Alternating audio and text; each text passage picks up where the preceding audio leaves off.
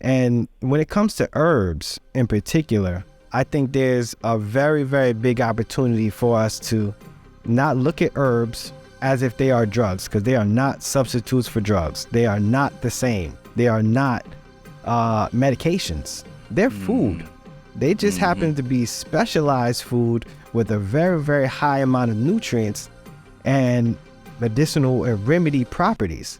So you eat these things, you consume them on a daily basis. Get creative on how you're incorporating this. Put them into your tea, put them into your soup, put them into your sauce. I mean, I literally made a company for that. Like, I started infusing things into different basic ways that people can consume. And that is, that's the most important aspect. Just change the way that they're looking at how they're ingesting these things around them so they can empower themselves to be healthier.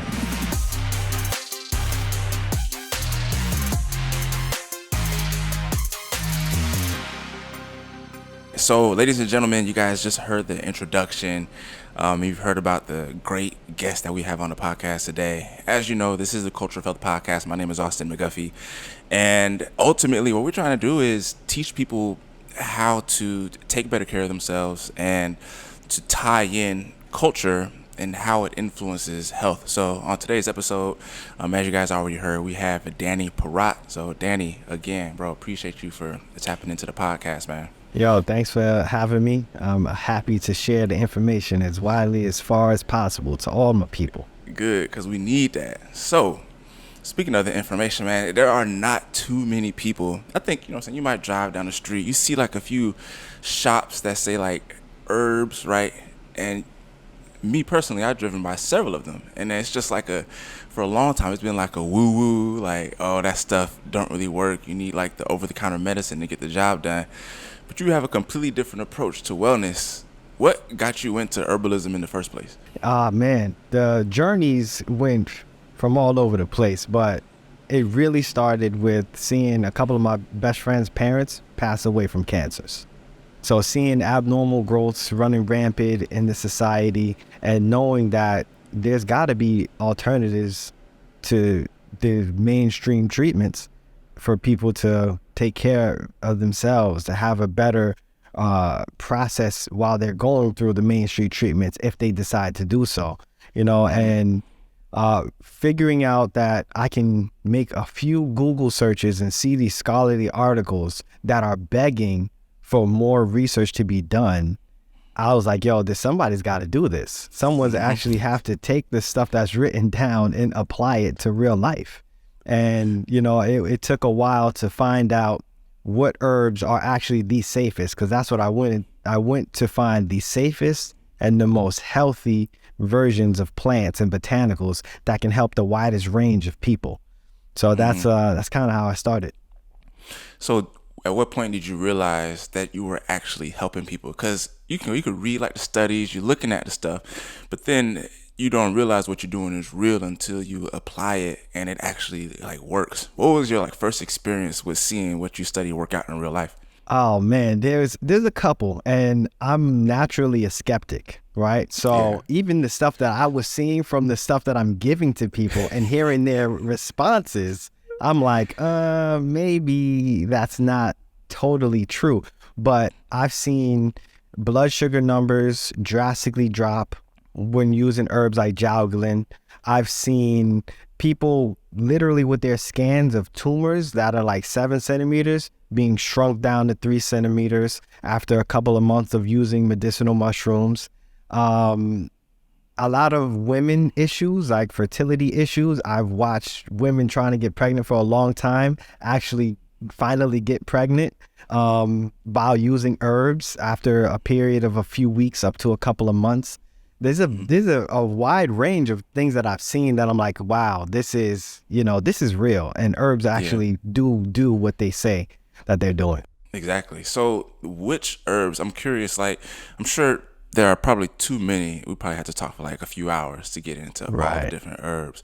But what are the more popular ones that people should probably know more of? Like the ones that are like tried and true, like which ones are the ones like that should be at the top of people's list that people should be getting into their diet? I think because that's a double pronged question. I think because the most popular ones, I'm not even convinced that they should be even pushed at all anymore because they've been greenwashed and people are making lesser versions of the extraction. But just to name a couple off the top, ashwagandha is definitely one of those historically utilized herbs for a lot of emotional health issues, thyroid issues. That's one that people should know about. There are some downsides because, like I said, poor manufacturing on behalf of people trying to capitalize on this very popular herb. Goji berries, the extracts of goji berries are very beneficial for gut health and dropping fevers. But I think the medicinal and functional mushrooms, they're in a class their own. Like when we're talking about reishi mushroom in particular, chaga mushroom, cordyceps, lion's mane. Yeah, I'll say those four should be, a lot more common and understood amongst people. Yeah, let's dig into those mushrooms. I think there's a diminishing stigma on using medicinal mushrooms in the diet, but the ones you just mentioned, do those have the same? Would those be considered psychedelics the same way as like other medicinal mushrooms? Yeah, no, those are the non-psychedelic mushrooms. Okay. So they're not going to they're not going to make you see the little people. The walls are not going to melt. All right. These are, these are the regular mushrooms that support organ function. They don't really have any mind altering abilities. Got you. So, how exactly, like you said, chaga, reishi, what were the other two? Chaga, reishi, cordyceps, lion's mane. Lion's mane. What are the most popular ways to get these into the diet? I know a few people who use them in tea. Is there these things you can like add in food? Are they things that you put in capsules? How do you get this stuff into your regimen? My favorite way is liquid extracts. Absorbing those liquid extracts, by far the fastest way to get them into your system to have the largest range of benefit. I like tinctures, the dual extracted tinctures. That means water and alcohol. So you need both of those things to actually pull out the active ingredients in those medicinal mushrooms. But there are some that you can just straight up eat. Lion's mane, for example, you can get lion's mane. You can grow lion's mane in grow kits at home. Really? Actually, I've done that, and it's so much easier than growing plants. Like you just set it and forget it, and that Okay. mushroom will just start to bloom. And then you can pop that off. You can season it up. You can turn it into a nice culinary dish. That's But dope. eating lion's mane is probably one of the only out of the functional mushrooms, because chaga, that's not something that you want to eat. You have to do an extraction from that, whether it be a tea or, like I said, a tincture. Reishi is Yeah. kind of the same thing because it's very hard. And cordyceps, you do want to do an extraction there. Eating is not going to be very culinary appeasing. Got you. What are the main reasons people would want to like get these mushrooms into their diet? Like, what are people usually looking for? Like when they come to you and say, "Man, Danny, I got X, Y, Z going on," and you suggest these mushrooms. What are the reasons that they're looking for that? The biggest reasons are usually they are just worried about getting sick, right? They want to do something that can improve their immune function. A lot of the times it's that. A lot of the times there's fatigue and energy issues that they want to address. And oftentimes, more recently, I'm getting a lot more people that are literally looking for solutions to cancer after their doctors said there's nothing that they can do for them. So usually it will boil down to building your immunity in some way, increasing your energy in some way, or helping you rest and recover in some way. Let's kind of dig into that. Like, I want to touch on the cancers. I know that's like a sensitive area to get into, but let's talk about like even like on a cellular level, or like when you ingest these mushrooms, what exactly is happening? How is your body receiving these things, and what is it doing with these chemicals? That's the most unique question, because the research out there, they're showing that some of the molecules, because when you look at the mushrooms itself, right? You're looking at the macronutrients, so they got fibers, some of them got proteins in there. But then you look at the unique fungal nutrients, or those phytonutrients inside there, and they have, some of these polysaccharides are showing that they can inhibit certain, enzymes to help bring down certain functions, but then they'll have the same molecule doing the exact opposite, depending on the type of research that's being conducted. So that is, it's still a huge enigma for science. And personally, I like, I looked at this, I'm like, all right, it's time to take more of a bird's eye view approach instead of having a reductionist approach, trying to figure out exactly what molecule is doing what. Look at the entire effect that it's having on an entire person. So you take that full spectrum extract or all the molecules and ingest that, and you're watching that people are recovering and having more resiliency. So the key here with these adaptogens is they're like middle linebackers or quarterbacks, where they're actually telling immune cells to go to one place and to perform this a little bit better, while utilizing the nutrients necessary to grow those immune cells more efficiently. So it's like you're getting a high level middle manager in the organization of you. And you start to, utilizing energy better. You're starting to rest a little bit better. Your immune cells are not defective and they can actually do their job. Everything just gets enhanced. That's interesting. So, like with the studies that you mentioned, depending on who did the studies, kind of showing different results. So, does that mean that the results are like individualized? Are people seeing different things when including these adaptogens into their diet? Like one person may experience one thing and the next can experience something completely different?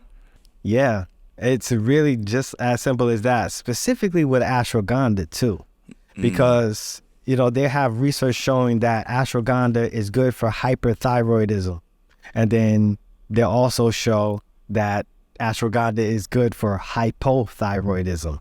So Right. it's like the totally opposite things, but it's having that energy enhancing effect on the organ itself, which is Yeah. causing it to start bringing balance. Got you. When it comes down to improving your health, the most impactful changes you can make are the ones that come easy to you. The types of things that become automatic, like brushing your teeth. When you're on a journey of learning how to take better care of yourself, you'll eventually try several different things and ultimately land on a few that work. Well, that's my story anyway. For example, my ability to take multivitamins consistently used to be more inconsistent than a newborn's sleep schedule. I'd take them one day, maybe the next, then I wouldn't touch them again for another few weeks. The thing is, in order for multivitamins to be most beneficial, they have to be taken consistently. And that's one of the reasons I decided to give AG1 by Athletic Greens a try.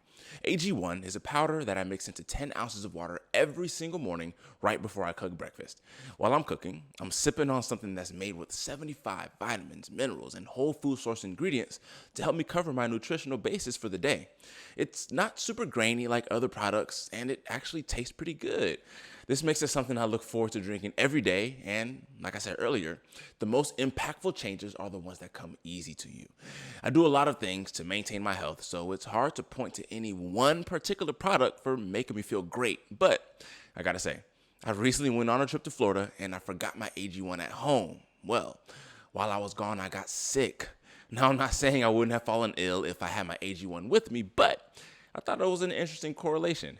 Anyway, drinking AG1 comes really easy to me, and it's one of the primary habits I implement to take ownership of my health. So, if you want to take ownership of your health, today is a good time to start. Athletic Greens is giving you a free 1 year supply of vitamin D and 5 free travel packs with your first purchase.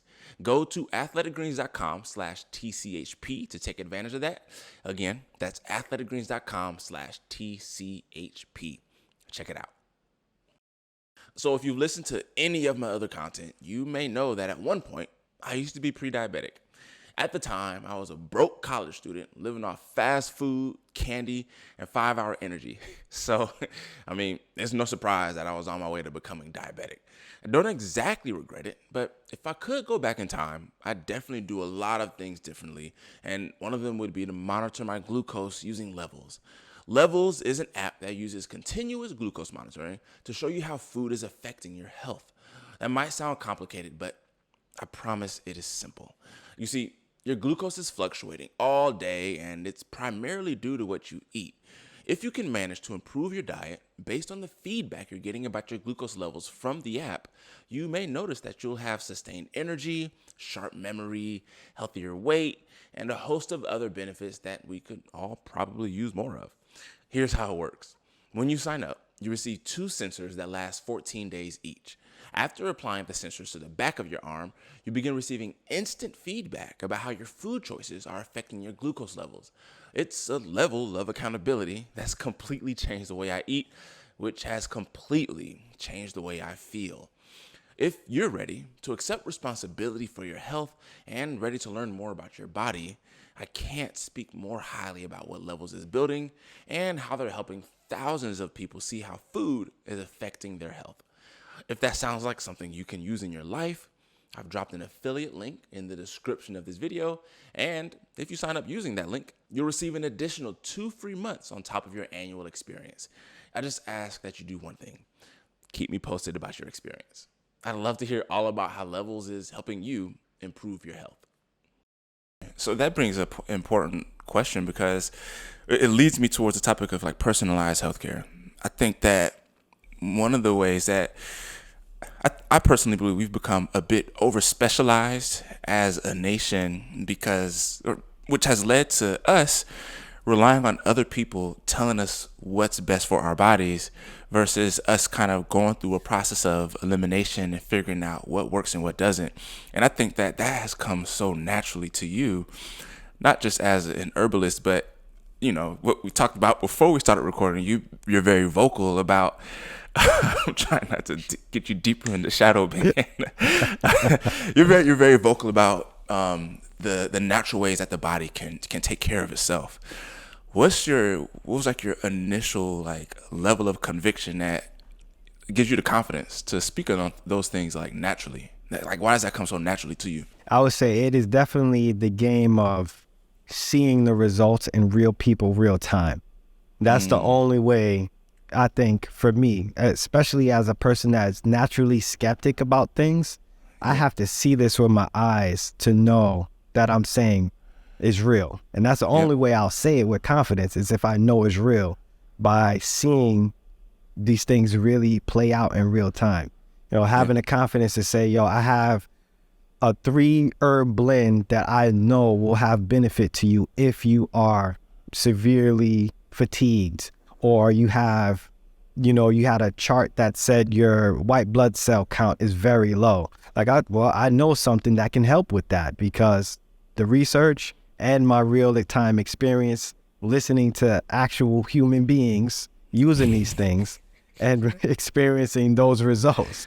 That's the only way I have confidence saying this stuff. How can people, because everybody is not into, like, everybody doesn't do what you do, or even myself, like, we're in the business of helping people become healthier, right?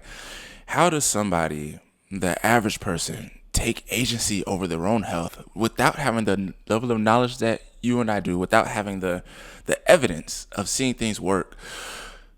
What advice could you give to someone, or like what would you say to someone to instill a sense of agency over their own health? Honestly, that's the crux of our society right now.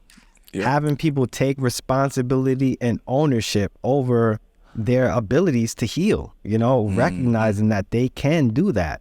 It's a hard spell to break because, like you said, we have been severely compartmentalized, and I can understand it. You know, for example, I have a car, but I'm not a mechanic. So I go to my mechanic and I trust what my mechanic is saying when I bring the car in. So, you know, and I can't be mad at people for going to the doctor and having that same trust. But I do want to highlight that there's a huge conflict of interest when you're going to doctors and you want to get better, they're just going to give you something that's going to not address the issue that is causing you to be unwell. And that, understanding that process it's a hard pill to swallow for a lot of people, because, there's a lot of trust and prestige that we give to those in the medical field. And not to take anything away from what they have done and what they are doing, because it is a great testament, especially for acute injuries and things like that, and surgical procedures. But, for the average person, you can't look at the doctor to help you if you got belly fat. Like you gotta look at, putting in the right tools. And when it comes to herbs in particular, I think there's a very, very big opportunity for us to not look at herbs as if they are drugs, because they are not substitutes for drugs. They are not the same. They are not medications. They're food. They just happen to be specialized food with a very, very high amount of nutrients and medicinal and remedy properties. So you eat these things, you consume them on a daily basis. Get creative on how you're incorporating this. Put them into your tea, put them into your soup, put them into your sauce. I mean, I literally made a company for that. Like, I started infusing things into different basic ways that people can consume. And that is, that's the most important aspect. Just change the way that they're looking at how they're ingesting these things around them so they can empower themselves to be healthier. I love that. Let's talk about your company for a second. I think you went under a brand change, but is it still Herbal Infusions? Herbal Infusions Kitchen. All right, this is, Infusions. This is one of the two, or I should say three. All right, because I tried to think about this as like a huge conglomerate, right? So I created Parrot Food and Beverage Corporation. And from there, I made a beverage company called Movers Elixirs, which is just liquid herb extracts blended into different juices that can be taken like shots, and they taste good. And then I created Herbal Infusions Kitchen, which takes these herbs and blends them into different sauces and honeys and all kinds of condiments that can be eaten. So making every sip count and making every bite matter, with some herbs that can really enhance itself. That's dope. So based on what you just said, like with the products that you're offering, obviously, I think one of the biggest barriers to people becoming healthier is replacing what they know and like what they already do with something else that's good for them, right? A really good example of that is like barbecue sauce. Do you guys have like a barbecue sauce? Not yet. We have a hot sauce. We have two hot sauces, but the barbecue sauce is in the queue. It's in the queue. All right, so think about it, right? Like most people, I'm not sure in New Jersey. You're in New Jersey, right? Yeah. All right, so look, I don't know about in New Jersey, but in Atlanta, it's Sweet Baby Ray's. They got the market share for barbecue sauce. And of course, the first ingredient is high fructose corn syrup. So sugar content is through the roof. So barbecue sauce, hot sauce, it's as simple as replacing what you already know with products that you have to offer, and you're automatically improving your health because you're getting these phytonutrients and other beneficial properties into your diet. That's the gameplay. That's the crux of it. It's like, that's it. It's like you got to meet people where they stand. The habits are the hardest thing to change. You can't make a person change, but if you can meet them where they're at and give them alternatives that are a no-brainer if you taste it and it tastes good, and then you look at the ingredients and all the ingredients are healthy and can bring other benefits besides just, giving you that dopamine rush of that delicious, savory titillation on your tongue, you can do a lot of different things there. Exactly. Let's get into herb cycling. I've actually seen you talk about that a little bit, and I imagine it's probably a lot like when I hear herb cycling, I think of people who choose to ingest marijuana. I had a doctor on who talked about how he uses CBD for chronic pain recently, and he goes through a process where he takes like a tolerance break so that his tolerance for the herb is not as high, which allows it to be more effective after an extended period of time. Is herb cycling kind of the same thing where your body gets used to it and you want to get off of that one to move to a different one? or is it a different premise? The premise is fairly similar. There's not as much of getting away from. I mean, obviously, he didn't say dependency, but he said like, I guess Tolerance. having that the tolerance, right? It's not exactly the tolerance. I think of it more of like if you're going to the gym, you don't want to do the same exact exercise every single time.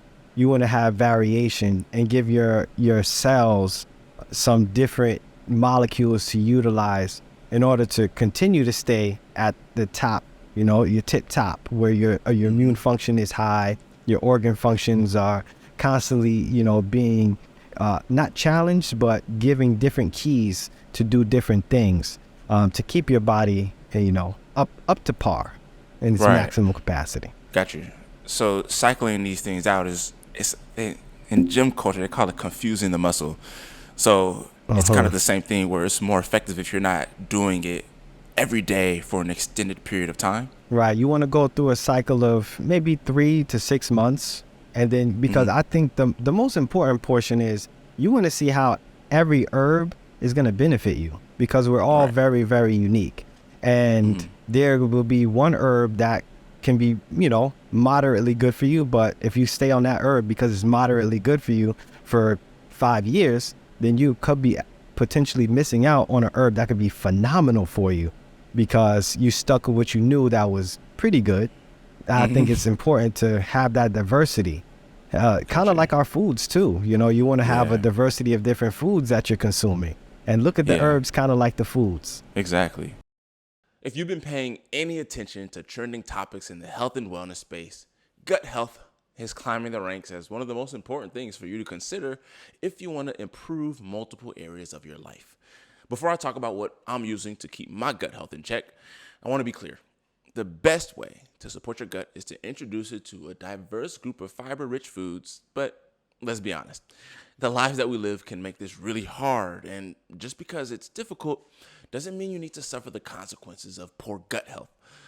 Now, there are several products that claim they improve your gut health, but the one that I use is backed by years of research, uses clean ingredients, and is super easy to implement into my daily routine. I'm talking about Supergut, you guys. Supergut has 3 products that makes it easy to get more prebiotic fiber into your diet. One is a plain fiber mix that you can mix into just about anything. Some things I've mixed it into are spaghetti, smoothies, chicken pot pie.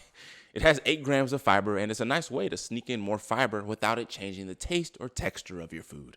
The Super Gut Bar is a great replacement for your favorite granola bars, and it has 10 grams of fiber. Those are delicious, and they make for a great snack. And lastly, the Super Gut Shake. Bruh, this shake will have you feeling full for a couple hours easily. The strawberry flavor tastes really good, and I'm not thinking about food after I drink this. More importantly, the prebiotic fiber is feeding the good bacteria in my gut while I'm on the go and don't have time to think about food. Implementing one of those 3 products into my daily routine keeps my fiber intake right where I need it to be, and the benefits are hard not to notice. So here's the bottom line. If you want to do one thing that comes with a multitude of benefits, look no further than improving your gut health. And using SuperGuts products can make that process a lot easier. To check out these products, I left a link in the show notes for you, or you can simply head over to supergut.com. If you get the fiber bar, try the strawberry first. You will not regret it. Before we continue this discussion, I want to take a random moment to tell you guys about the time my 4-year-old busted his head open. He was outside playing with a friend, and out of nowhere, we just heard him screaming. I know how that makes your heart drop. And you know how kids start crying, but you gotta wait until that second scream comes out to know what's really going on. Oh yeah, that second scream came, and we opened the door, and this boy was standing there with a huge gash on his forehead. After the shock settled and we concluded that he needs some stitches, one of the things that gave us peace of mind on our way to urgent care was knowing that he has health insurance coverage. Everyone deserves this peace of mind when faced with an emergency, so that's why I want to tell you guys about Access Benefit Consultants. They're a partner of ours, and this is special because it's my parents' company. They've been insuring families pretty much since I was a baby, and one of the things their agency specializes in is helping independent contractors find affordable health coverage. As an independent contractor myself, with a big family, having coverage in place for routine labs or if one of your kids needs stitches on his forehead is important. They have a team of over 100 agents that know how to get you the coverage you need at the price that you can actually afford. So I want you to reach out. You can go directly to accessbenefits.com and schedule an appointment with one of their agents to go over your options. The entire process can be done over the phone, or you can get a quote and enroll yourself in a plan directly through their site. Again, that's accessbenefits.com, AXXESS benefits.com. That makes sense. Well, what's your personal herb regimen? Like, what are you very consistently getting into your diet on a daily basis? Consistently, I am goji berry extracts, a herb called jalgulin or Gynostella pentaphyllum. I'm consistently having a various amounts of medicinal mushrooms depending on the day. But I love drinking goji and jalgulin in tea form and tincture form. Astragalus is definitely on the top as well. I have that blended into the majority of the products that we have now because it is so beneficial for synergistically improving the effects of other herbs and helping the absorption of other nutrients in our diet. Mm-hmm. So are you doing this kind of as a preventive measure for your health? Is it just like one of those I know better so I do better type things? Or is there a specific reason that you're getting these things on a consistent basis? I would say I am fortunate and lucky enough not to have any major health issues. But I use this prevent whatever. I don't want to come down with any major health issues. So I'll consistently use these herbs because I know, how they affect my body and my mind because, being an entrepreneur and having multiple businesses is stressful. So having adaptogens specifically, it really reduces the amount of stress that I'm dealing with on a day-to-day basis. At least a way to not reducing the stress itself, but reducing the effect the stress has on me. That makes sense. Was there a time that you can recall where you weren't doing your current regimen with herbs? I can remember using or not using herbs and feeling like trash, really feeling bad, having random pains in shoulders or my knee or just just random pains for no reason and not really feeling motivated or energized. Yeah. Those are memories that are now memories. Because I've been consistently using herbs. Okay. So it's not that we're saying it's a cure-all, right? Because I'm sure that there are other things that you do to maintain your health. You look like you exercise, obviously practice other stress-relieving tactics to make sure. But I guess the key is adding multiple things into your diet, into your daily regimen to shore up your health. And adaptogen herbs are, I guess, one of the things. Where would you rank that as far as all the things you do to take care of yourself? Where does your adaptogen regimen fall on the list of things that have the biggest impact on your health today? They're definitely top 3. Herbs are definitely top 3. You can't, this is one thing I'll tell everybody. You cannot out herb a bad diet. Okay? You just can't do that. And you can't out herb terrible sleep. Yeah. But you can add the herbs into your diet, and that will help with your sleep. And then that will also help with every other process that you need to do on a day-to-day basis, from memory recall to just focus and getting things done in general. It's top 3. But I love, like I said, going outside in nature will probably be number 1. Just being out in nature, because once you're there, you got the sunlight, you got fresh air. And if you're in nature, obviously you're moving around too. Exactly. And, you have the trees. I'm a person, I truly believe, and I invite anybody to go and hug a tree. People think that is woo-foo and they think it's crazy. But if you look at the research behind hugging in general, and then you look at the research behind nature therapy, you add those two things together, you are getting tremendous benefit by wrapping your arms around the barks of a tree, putting your face on it too. Don't be scared. I'm telling you, there's an exchange of electrons that come through it, and then there is a boost of oxytocin that comes from the process of hugging. So you can legitimately improve your mood and help your health by hugging a tree. Yo, if anybody else would have told me that prior to this point, I would be looking at you like you're crazy. Like, I'm not about to go outside and hug no trees. But it kind of makes sense. I've actually done some a little bit of research into the effects of grounding, and so when you look at the effects of hugging, plus I'm sure hugging a tree has similar effects of grounding, and you marry the two, it kind of makes sense. So you're saying you're up there, like, are you hugging trees daily? Is that like something that you're doing all the time? When I get outside and I'm walking, I usually don't just do it in the streets. Like sometimes I went on a campaign actually, and I used to walk, like go in like a main street and just look at cars that drive by and just hug the tree. And like, yeah, you need to get on this. But I usually do this in the comfort of my privacy while I am walking in in nature, in full nature. I can imagine. That's dope though. Well, yeah, getting outside, man, vitamin D, being one with nature, hugging trees, all of these things are necessary to. It's funny because if you go back, and I try not to pull like the caveman thing where we talk about like our early ancestors, but if you go all the way back and you think about like how we used to live and how we didn't have the prevalence of disease that we have today, we were so much more connected to nature than we are now.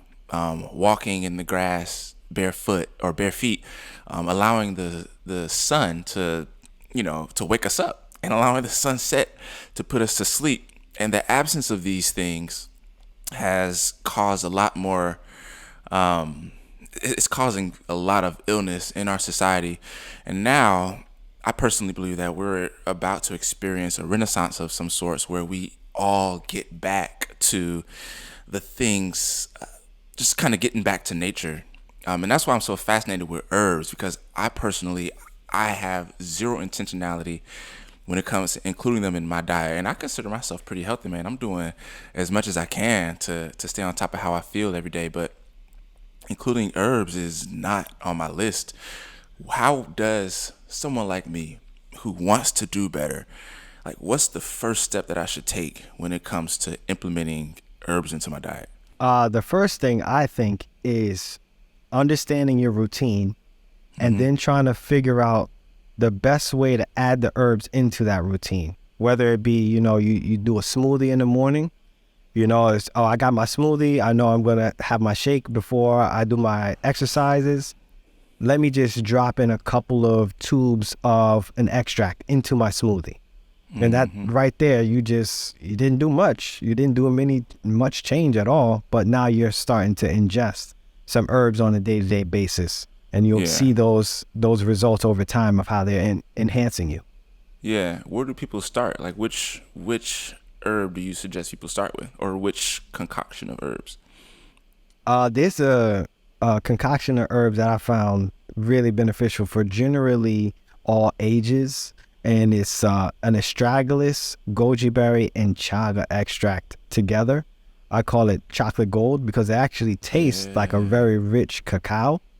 And, those three herbs, historically, they're safe for the vast majority of people. Minus taking it, like if you have a really, really high fever, astragalus is not suggested because it could potentially increase the immunity. But outside of, acute illnesses, having this as a day-to-day basis, this is definitely one that I highly suggest. What are some benefits that people could expect when including the chocolate gold on a daily basis? First and foremost, energy levels, especially if you don't use any herbs at all. Having this added into your daily regimen will improve your energy levels and can help with better rest. But if you are someone that is, prone to going to the doctor for different checkups and you get a lot of blood work done, then you can start to measure, the effects that it's having on your white blood cell count. That's something that is really beneficial for increasing the rate of our immune system, because that in itself, that's a whole nother hour-long talk of how our immune system is broken down and how we can start to stimulate it in different ways. But the basis of it is making sure that, those white blood cells are there and they're efficient. Yep. And that tincture helps with that. Exactly. Chocolate gold, both the astragalus and goji berry and chaga, all three of those help with that. So from a disease standpoint, it sounds like this is not, it doesn't sound like you're marketing any of this as a cure, but these are ways to support your body in helping you heal. Sound about right? Exactly. Okay. Because I have a lot of, we might have to do a part 2, because I want to actually get into an episode that might get us canceled. Okay. Into like some the deep stuff, man, because when it comes to immune system, even talking about cancer and other conditions of autoimmunity, like I just know that we're missing the mark on how we can be treating these things, and respecting the body for what it does naturally, man, respecting natural immunity, and all the benefits that it has. So I'm going to transition us into one last concept. I learned something new from you recently. The differences between terrain theory and germ theory, right? Terrain theory and germ theory, correct. Man, I found that fascinating. I want to know if you can kind of like get into that, explain the two, and talk about the differences between them and apply them to like our society today. Okay, so germ theory is the predominant notion that everyone is pretty much basing their education on in the medical industry, and all the information that's being pushed about why, medical interventions are beneficial, because there are microscopic entities that are there to attack and defeat you, make you sick and kill you, right? That's the premise of germ theory, right? These microorganisms, once they get in your body, they will make you sick. All right. So the other side of the coin is terrain theory, which is looking at your body, aka the terrain, and how it is very capable of handling these outside invaders or pathogens or microscopic entities or bacteria, etc. The terrain theory goes with the premise that as long as your body is in tip-top shape, the things within your body, from your organs to your cells to your tissues and all the fluids, they are nourished and appropriately behaving, then sickness or bacteria or viruses or parasites, etc., cannot take hold and make you sick. Mm-hmm. So yeah, it's I think in a way it's almost like, you're pulling teeth as a small intricacy, but in the grand scheme, it's actually a big change of how we look at our health within society. And once you're looking at your terrain as the most important factor of the development of diseases, instead of looking at these microscopic boogeymen as the causes of diseases, then we can make a huge turn in how we're approaching disease in itself. Because symptoms are a combination of things that are going wrong, and then diseases are a combination of symptoms. So if we handle, what's possibly going wrong within our body, then we can offset a lot of the symptoms that we're expressing. And then when we're left with no symptoms, then there is no disease to give, because we've handled it from the bottom. That's wild. So disease is not a result of the boogeyman. What you're saying is that it's more due to our environment, our terrain. So that means that you're basically saying that we have to go back to our terrain to understand more about why we're getting sick. Yep. That's it. And looking at your body is, and the other aspect of terrain theory that doesn't really get talked about a lot is when you're looking at a terrain, you're looking at our body, but then you have to look at our external terrain and what environment is our body in. And that is what's going to either cause our terrain or our internal environment inside our bodies to be susceptible to sickness or to be resilient against sickness. Because when we're looking at microscopic entities or bacteria or whatever that's out there, the germs, they are trying to live. They're Yep. organisms that are just trying to live. They don't have intelligence, as in, negative intent, like, oh, I'm going to take you down. We just Yeah. put that on them. They're just out here trying to survive, and they will survive in the environments that are most conducive for them to survive.